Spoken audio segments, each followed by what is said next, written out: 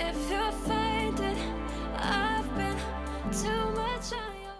Advantage of RAM हम ये बताते हैं कि जो भी डेटा स्टोर होता है रैम में वो आफ्टर शट डाउन या switching of a computer lost हो जाता है। मतलब जो भी डेटा स्टोर होता है वो टेम्पररी स्टोर होता है कंप्यूटर में।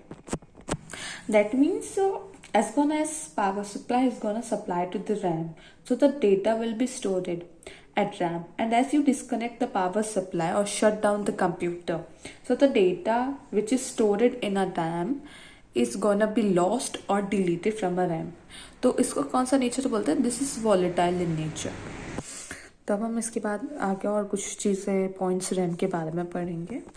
तो after 10 years of invention of RAM, जो टेक्नोलॉजी होती है रैम की वो ऐसी बनाई गई कि वो जो माइक्रो प्रोसेसर है उसको देखकर ही बनाई गई। मतलब आप जानते हैं कि माइक्रो प्रोसेसर एक सेमीकंडक्टर डिवाइस है और वो एक फास्ट एग्जीक्यूशन डिवाइस है। तो जो रैम है उसको भी ऐसे बनाया गया है कि वो भी फास्ट एग्जीक्यूशन डिवाइस हो।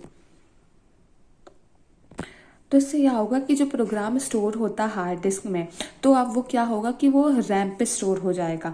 तो रैम का एक डिसएडवांटेज मैंने ऑलरेडी आपको बता दिया था। सेकंड ये है कि एक वो वॉलेटाइल इन नेचर है।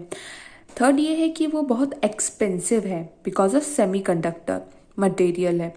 और थर्ड ये है कि लेस स्टोरेज कैपेसिटी है, वो ज़्यादा स्टोरेज कैपेसिटी नहीं है। एंड उसके बाद मैं आपको एडवांटेजेस बताऊंगी कुछ हार्ड डिस्क के।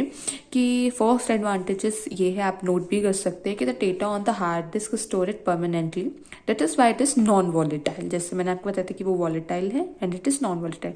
इट इज इनएक्सपेंसिव, जो हार्ड डिस्क है वो एक्सपेंसिव नहीं है। And it has more capacity, मतलब ये ज़्यादा से ज़्यादा डेटा को स्टोर कर सकता है। अब उसके बाद मैं आपको एडवांटेजेस बताऊंगी कुछ रैम के, इसको भी आप नोट इट डाउन करना चाहते हैं तो कर सकते हैं। कि फर्स्ट तो ये एडवांटेज होगा कि it is a fast execution device and it is compact. मतलब ये ज़्यादा स्पेस नहीं लेती है। It is not bigger in size and it is no noise material.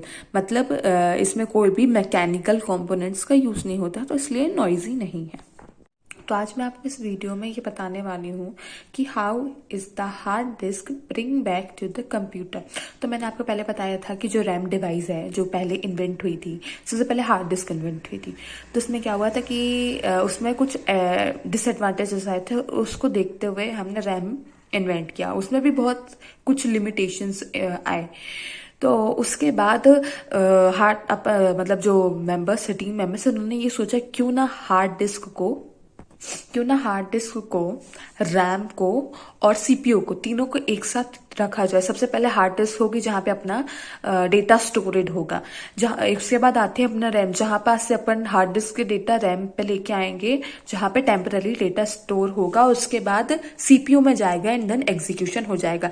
क्योंकि आपको मैंने ऑलरेडी बता दिया था कि वो हार्ड डिस्क से अपन डायरेक्ट एग्जीक्यूशन क्यों नहीं कर सकते हैं, क्योंकि हार्ड डिस्क एक स्लो एग्जीक्यूशन डिवाइस है and then CPU is a fast execution device. तो जल्दी से आपके टॉपिक को कवर अप करते हैं। तो मैं आपको यहाँ पे ये बता रही थी कि when we download anything from internet, so by default it is going to store in hard disk. अब इसके बाद मैं आपको ये बताऊंगी कि when we take data from hard disk and when we put it into the RAM, then technically it is called loading. और ये जो सारी प्रोसेस है वो किसके थ्रू की जाती है? It is done by CPU. And जो डेटा लोड होता है रैम में, it is not the original data, it is the copy of the data which is shown on the screen. अब मैं आपको ये बताऊंगी कि what is common between file, bytes and then registers. तो मैं आपको ये बताऊंगी कि जो फाइल होती हैं वो डेटा को स्टोर करने के लिए यूज़ होती है इन हार्ड डिस्क। उसके बाद जो बाइट होती है वो डेटा को स्टोर करने के लिए यूज़ होती है इन रैम। एंड रजिस्टर्स जो कि डेटा को स्टोर करने के लिए यूज़ होती है टेम्पररी डेटा को। It is a small unit, जिससे मैंने आपको पहले वीडियो लेक्चर्स में भी बताया है। वो सीपीयू के अंदर यूज़ होती है। मतलब इन तीनों के बीच में ये कॉमन है कि ये तीनों ही डेटा स्टोरेज के लिए यूज़ होती है।